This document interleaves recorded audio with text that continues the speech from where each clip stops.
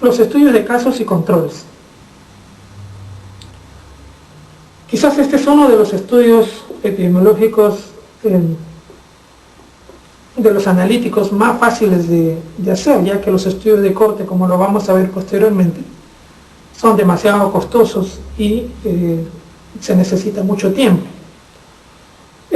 Los estudios de casos y controles son estudios observacionales de tipo analítico, en el cual se busca un grupo de personas que tienen una enfermedad determinada, que vendrían a ser los casos, y un grupo de personas sanas o que no tengan la enfermedad, que vendrían a ser los controles.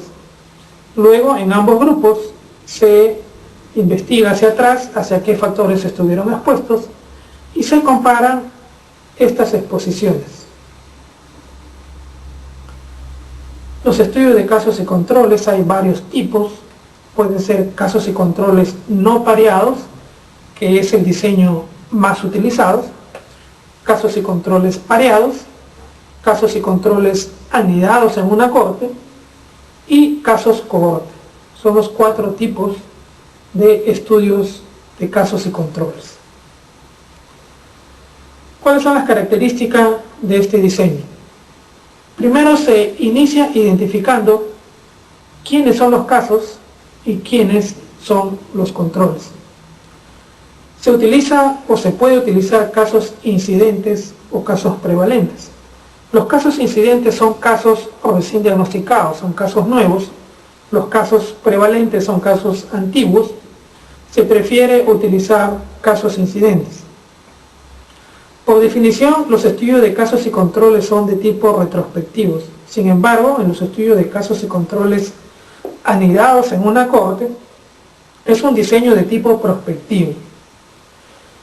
En este diseño, la unidad de análisis es el individuo y se utiliza dato primario para hacer el análisis, en este caso los datos de las exposiciones.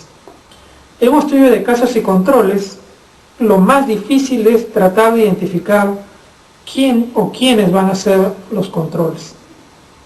No hay problema con la identificación de los casos, ya que los casos usualmente ya están investigados, ya tienen un diagnóstico definido.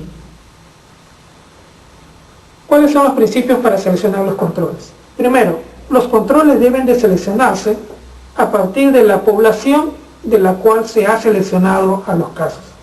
Es decir, casos y controles deben de proceder de la misma población de origen.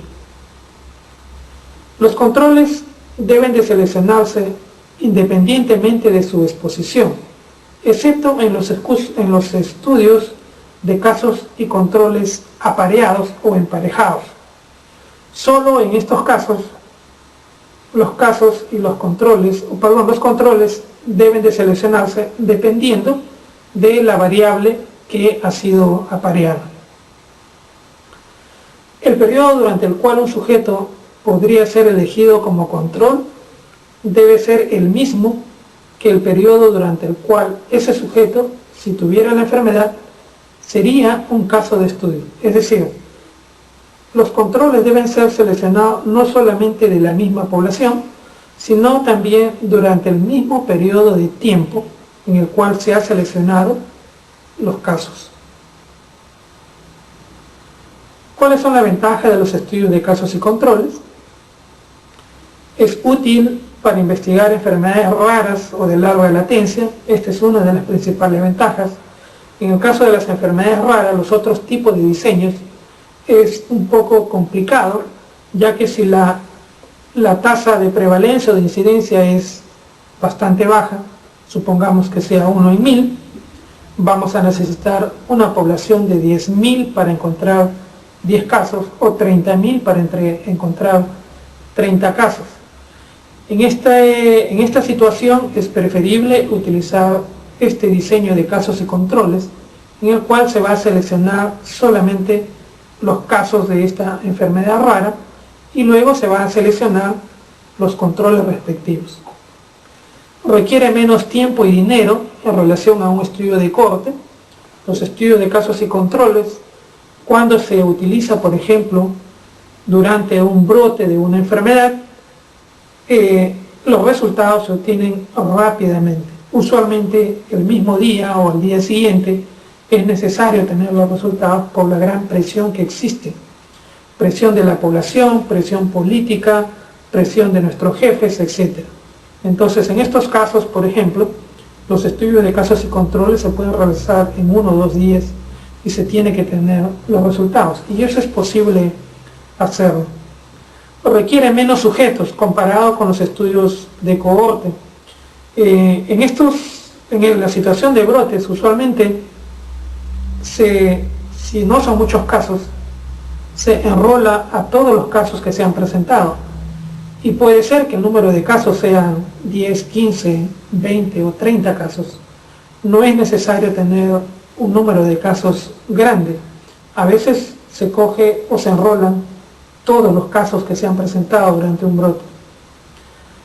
Permite el estudio de múltiples causas potenciales. Frente a una enfermedad determinada, obviamente nosotros podemos preguntar por todos los posibles factores que puedan estar asociados a la enfermedad que estamos investigando. No representa riesgo para los sujetos, dado de que los casos ya están usualmente investigados, están estudiados, y usualmente, como les mencionaba, son estudios retrospectivos.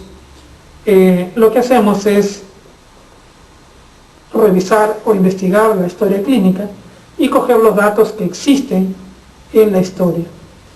Es poco usual tomar muestras adicionales para hacer otro tipo de estudio.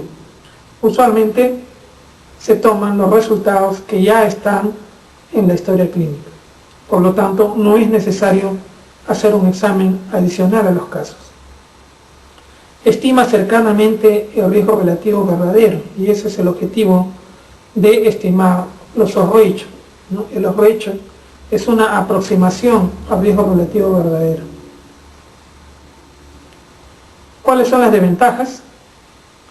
Una de las principales desventajas es que son muy susceptibles a que se puedan presentar sesgos, y el sesgo sobre todo ocurre de 2 tipos: sesgo de selección al momento de seleccionar los controles, y el sesgo de memoria, sobre todo cuando seleccionamos casos prevalentes. Son poco útiles cuando la frecuencia de exposición al factor de interés es muy baja. No producen estimaciones directas de la incidencia o de la prevalencia de la enfermedad, ya que usualmente los casos y los controles no son seleccionados de manera aleatoria. Es decir, los casos no son representativos de los casos en la población, y los controles en el estudio tampoco son usualmente representativos de la población de los controles. El control de las variables extrañas es incompleto. En un estudio de casos y controles nunca es posible tratar o controlar todas las posibles variables extrañas que pueden influir en los resultados. El análisis de los datos de los estudios de casos y controles se realiza estimando el odds ratio, que es una medida de asociación entre la exposición y la enfermedad. Para eso se construye una tabla tetracórica en la cual vamos a colocar en las columnas los casos y los controles, y en las filas vamos a determinar si estuvieron expuestos o no expuestos al factor que estamos investigando. Esto nos permite identificar 4 casillas o 4 celdas denominadas A, B, C y D. El odds ratio se obtiene haciendo la multiplicación de la celda A por la celda D sobre la celda B por la celda C. También por eso se le llama razón de productos cruzados: A por D sobre B por C. ¿Cuál es la interpretación de los OR? Para interpretar los OR se compara el valor a 1. Si el OR es igual a 1, concluimos de que no hay asociación entre la enfermedad y la exposición.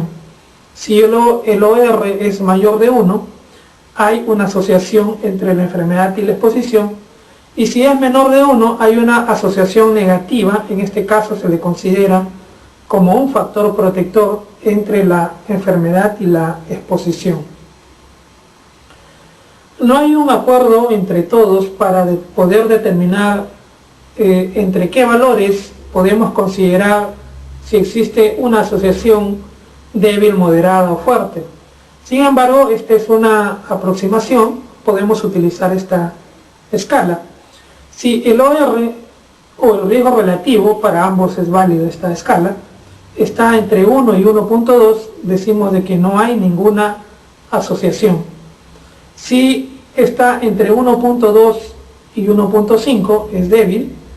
Si está entre 1.5 y 3.0 es moderada.